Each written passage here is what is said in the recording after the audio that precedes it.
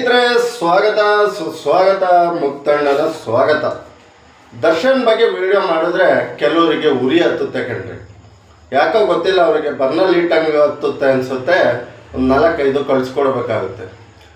ವ್ಯಕ್ತಿಗಳು ಎಷ್ಟು ಅವ್ರ ಅಚಾನೂತಕ್ಕಾಗಿದೆ ಕೆಟ್ಟ ವಿಚಾರನ ಎಳೆದು ಅವ್ರ ಜೀವನ ಸರ್ವನಾಶ ಮಾಡೋಕ್ಕೆ ನೋಡ್ತಾರೆ. ಅಂದರೆ ನಾನು ಮಾಡಿದ ವಿಡಿಯೋಕ್ಕೆ ಬೈದವರೇ ಜಾಸ್ತಿ. ದರ್ಶನ್ ಬಗ್ಗೆ ನೀನು ಹಂಗೆ ಮಾಡ್ತೀಯ, ಹಂಗೆ ನಿನ್ನಂಥವ್ರೆ ಅಭಿಮಾನಿಗಳು ಅಂತಲ್ಲ, ಒಳ್ಳೆ ವ್ಯಕ್ತಿ ಯಾರಾದ್ರೇನ್ರಿ ದರ್ಶನ್ ಬಗ್ಗೆ ಮಾತಾಡೋಕ್ಕೆ ಒಳ್ಳೇದಲ್ವೇನ್ರಿ? ದರ್ಶನ್ ಬಗ್ಗೆ ಮಾತಾಡಿದ್ದೆ ತಪ್ಪಾಯ್ತಣ್ರಿ. ನೀನು ಕಮೆಂಟು ಲೈಕು ಫಾಲೋಗೋಸ್ಕರ ಅಲ್ಲ. 2,000 ವಿಡಿಯೋ ಮಾಡಿದ್ದೀನಿ ಸ್ನೇಹಿತರೆ. ಇರೋದು 119 ಫಾಲೋವರ್ಸು ಇನ್ಸ್ಟಾಗ್ರಾಮಲ್ಲಿ.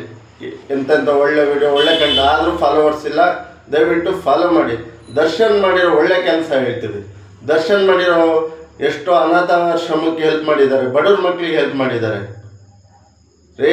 ಯಾರೋ ನಿಮ್ಮನೆ ಹೆಣ್ಣು ಮಕ್ಕಳಿಗೆ ಯಾರ್ಯಾರು ಬೈತಿರಲ್ಲ, ನಿಮ್ಮನೆ ಹೆಣ್ಮಕ್ಳಿಗೆ ಯಾರು ಆ ಥರ ಫೋಟೋ ಕಳಿಸಿದ್ರು ಬಿಡ್ತಿದ್ರ?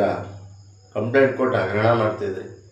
ಅಂಥದ್ರಲ್ಲಿ ಆ ಥರದ ಫೋಟೋ ಕಳಿಸಿದಾಗ ಒಬ್ಬ ಮನುಷ್ಯಗೆ ತನ್ನ ಹೆಂಡತಿ ಬಗ್ಗೆ ಆಗಲಿ, ಫ್ರೆಂಡ್ ಬಗ್ಗೆ ಆಗಲಿ ಆ ಥರ ಕಳಿಸಿದ್ರೆ ಹೆಂಗೆ ಉರಿ ಹತ್ತಿರಬೇಕು? ಸ್ನೇಹಿತರೆ, ಅವ್ರು ಮಾಡಿದ್ದವು ಸರಿ ಅಂತಲ್ಲ, ಅಚಾನೂತಕ್ಕಾಗಿದೆ.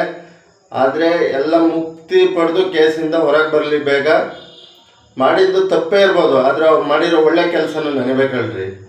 ಯಾವುದೋ ಒಂದು ತಪ್ಪಿಂದ ಪೂರ ಜೀವನ ಪರ್ಯಂತ ಅವರು ನಡೆದು ಬಂದ ಹಾದಿ 150 ರೂಪಾಯಿಂದ ಹಿಡಿದು 15-16 ಕೋಟಿ ತಗೊಳತಕ್ಕ ಅಂದರೆ ಛಲ ಗಡ್ಸ್ತನ ಬೇಕಣ್ರಿ.